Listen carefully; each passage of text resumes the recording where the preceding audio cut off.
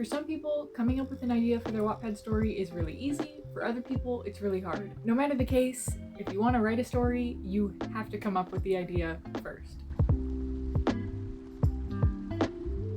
Hey fresties, welcome back to Wattpad Wednesdays, and welcome to the first video in a series where I'm going to take you through every single step of my process when it comes to writing a book for Wattpad. This is going to be a 5-part video series. Like I said, it's going to go over every single step that I take when it comes to writing a book that I'm going to post on my Wattpad account, and it's probably not a surprise that the first step is to come up with an idea. So in this video, I'm going to take you through how I come up with an idea for the basics of my external plot.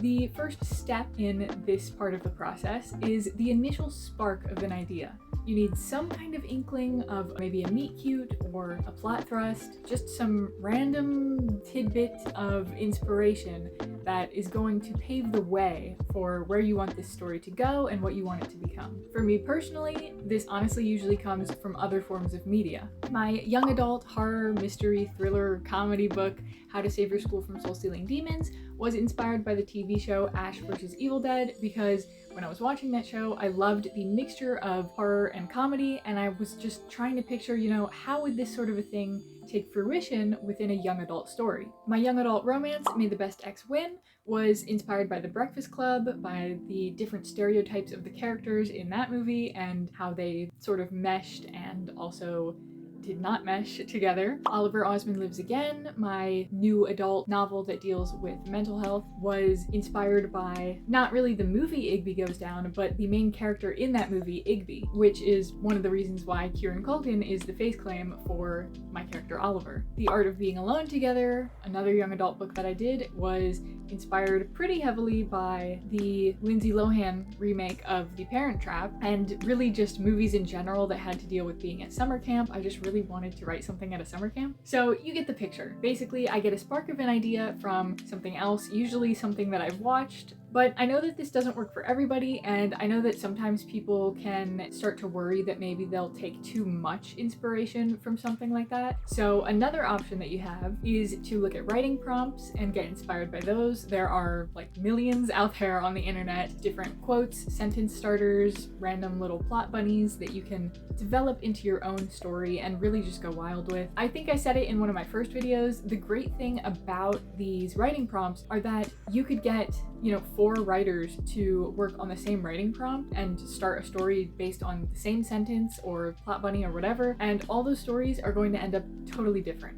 No writer writes the same as another writer, and no 2 people are going to have the same ideas in their head and play them out in exactly the same way. The stories might have similarities, but they're never going to be exactly like each other. Another way that you can come up with ideas that is very sort of Wattpad centric, like I don't know if this exists in other circles of the internet, but a lot of authors on Wattpad, if they have like too many ideas and just not enough time to write them all, they'll open what's called a plot shop. If you just go on Wattpad and search for plot shop, you will find tons of them. Basically, these are ideas from other authors that they are willing to let you have, usually if you give them a follow and check out their stories and stuff like that, and maybe have a little bit of communication with them. I've never actually used one before, so I'm not totally familiar with the actual action that goes behind getting one of these ideas and using it, but I know that they're very popular and there are tons of ideas out there for any authors who are struggling to come up with one of their own. So after figuring out just the baseline, I move on to the other basics that build upon that foundation. These are things like the ages of my characters, which is most likely going to determine the audience that I'm searching for. If I'm writing about young adults, usually it's with the aim of being a young adult book, but obviously that's not always the case. You have some books written about children that are actually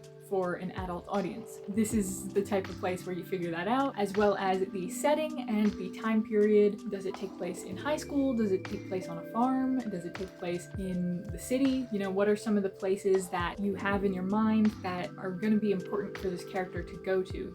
A job that they go to every day, or some kind of institution that they are inside of. Those elements are starting to come to fruition and starting to, not really be fleshed out, but just be explored. This is also where I develop that spark of an idea into a very basic plot point, the plot thrust that really drives the story, the basics of the external plot.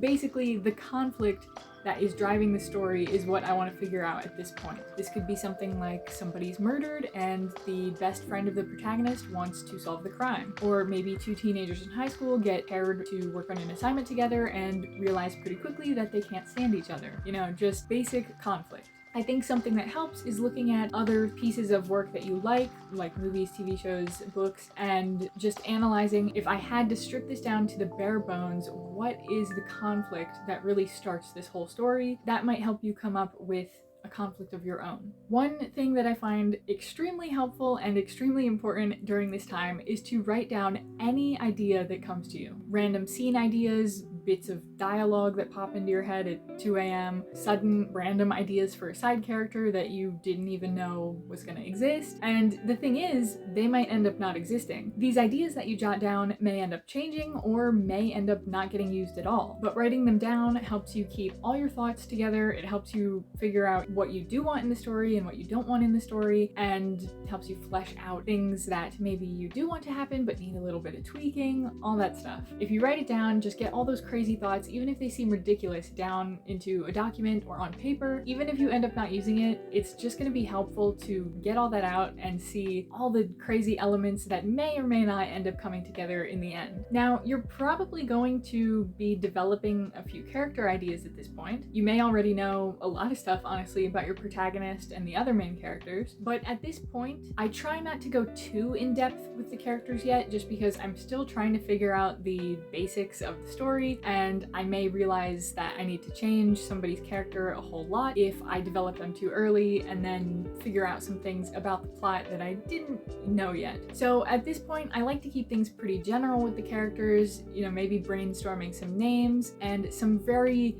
flat, basic personalities. Again, this is just my process. You might start your plotting by going all in with the characters first and then figuring out what kind of plot they need instead of developing a character for the plot. For my own process, I like to keep things pretty general when I'm figuring out these characters, and I honestly resort to just flat, almost stereotypical description. Very basic character traits and adjectives like nerdy and clumsy or outspoken and harsh. You know, obviously these are not super revealing as to what the character is actually like, but again, they're going to get fleshed out much more in actually the next step of my process, which we will talk about in the next video. But before I go, there is one more thing that I like to do on this step of the process, and it is actually one of my favorite parts of creating a story. To me, this is the super fun stuff, like creating aesthetics for your characters and your story, you know, mood boards, stuff that just really gives you the imagery that you associate with your story and your characters. Again, this helps a lot with brainstorming for characters, and I personally also like to make a playlist for my stories. I know some people like to make playlists for each individual character. I haven't gone that in depth yet, but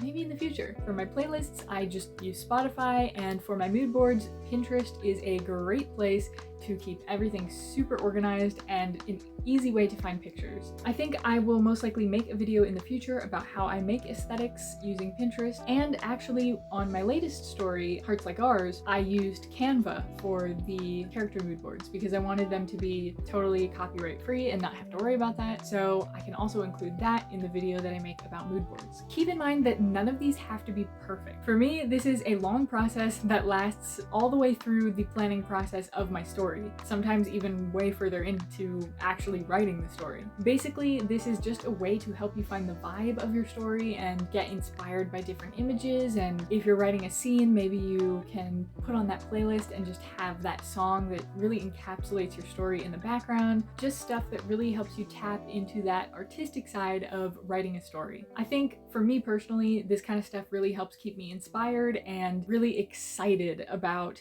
delving into that new story and figuring things out. So by the end of this step, I have the basic conflict of my story figured out. I have some rough ideas of the characters, and I've started working on some mood boards and playlists to really get the ideas flowing. Me personally, I probably have some outside sources that I'm pulling from for inspiration. Movies, books, TV shows, those sort of things really help keep me on track for the vibes that I want for my story and the sorts of plot ideas that I can start churning over in my mind. Again, jotting down any and all ideas that come to mind, keeping them in an organized space. I like to use Google Keep for this. I think that it is very efficient in keeping different things into sections.